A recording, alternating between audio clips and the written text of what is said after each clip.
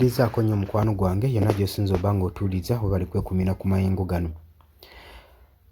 Chief of Defence Force General Muhoozi Kainerugaba abitaddemu engatto n'ayolekera mu ggwanga erya Rwanda okusisinkana Paul Kagame.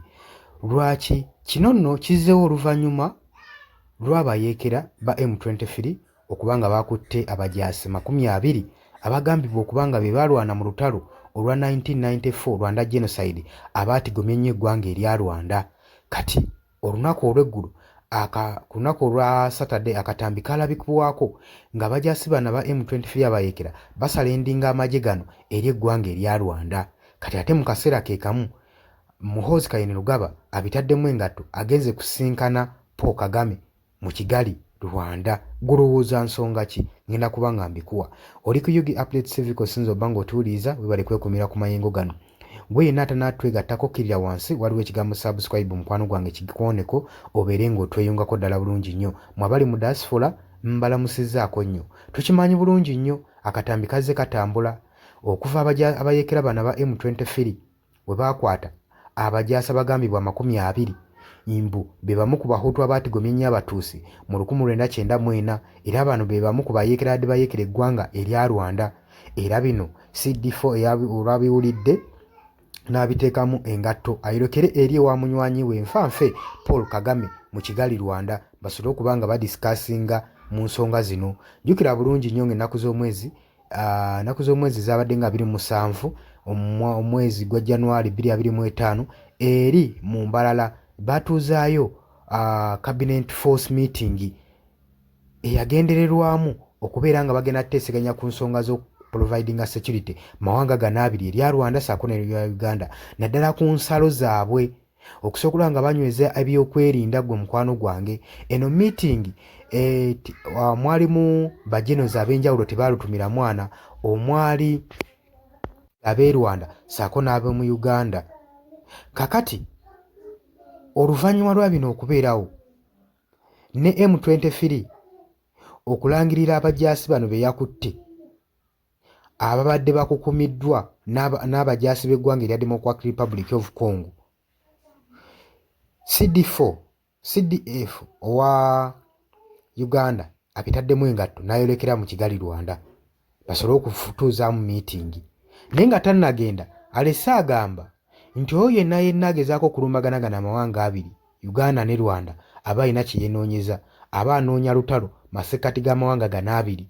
Tukimanyi bulungi nnyo General Muhoozi Kainerugaba nga munywanyi we nfanfe Paul Kagame era yebasse ekimu gwe mukwano gwange ali eyampuliriza era alese obubaka ng'agamba anyone who attacks one of these country Uganda and Rwanda just declare a war kugana amawanga abiri.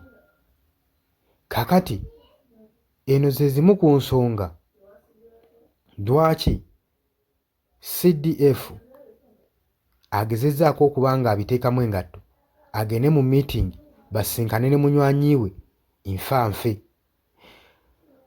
Wakati mu kino ekikolwa kye bakoze ngenda kulaga engeri gye kigenda okuaffectingamu amawanga ga East Africa. Jjukira nti nno Kisekedi owa Democratic Republic of Congo ssaako ne Paul Kagame ow'e Rwanda tebali makambugu. Ate ono Uganda masekati g'amawanga gano abiri bo ayina enkolagana. Kati njagala okulaga engeri diplomatic relations zigenda okuba nga zittattanyizibwa oluvannyuma nga Paul Kagame yakakwasibwa amagye g'abayeekera abadde bamuyeekera 20 ate Chief of Defence Force wa Uganda n'abiteekamu engatto agenda asisinkane Paul Kagame. Newankubadde bano ababiri Democratic Republic of Congo ssaako n'eggwanga erya Rwanda buli muntu asonga munno olunwe nti yagezaako okutereka abayeekera bagenda mu maaso n'okumutigomya. Paul Kagame agamba nti DRC yetereka abayeekera abaali mu 1994 abagezaako okuyeekera eggwanga lino ddala ku nsalo ze eya ggwanga ery'e Rwanda.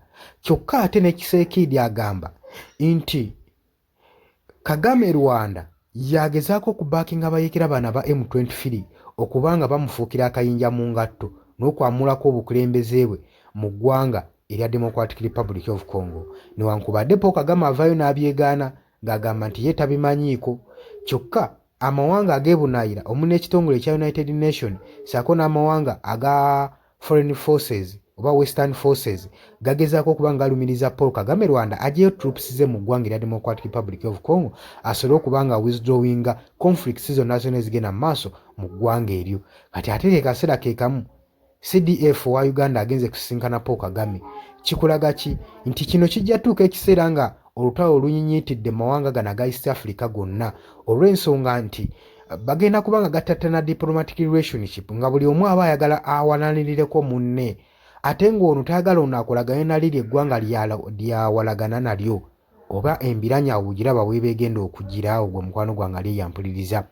So kino ekintu tukitwala ng'ekyokusaaga naye ensonga z'amaanyi nnyo. Kyokka ate mu kaseera ke kamu tulaba nga amagye ga UPDF goolekera eggwanga erya Democratic Republic of Congo osobola okugenda mu maaso n'okutebenkeza emirembe. Naye emirembe gye gisinga okubeera obubi tebatwalayo magye gaabwe. Twandirowoozeza nti no Uganda yandibadde esindika amagye okusobola okulaba nga balwanirako eggwanga erya Democratic Republic of Congo okuzza n'okutebenkeza emirembe eri mu Northern Kivu ne mu Goma. Naye tebalumbayo wabula obwanga baboolekeza eno mu Eastern Democratic Republic of Congo mu Ituri, mu Bunia, ssaako ne Butembo. Eyo gye basuubira gye balinayo personal interest nga abatuuze bwe boogera gwe mukwano gwange ali eyampuliriza. Olowooza ki ku nsonga eno? Nkwanirizaako nnyo mu comment section jangu otangaaze gwange osinzira gwe ku ngeri nga woogiraba.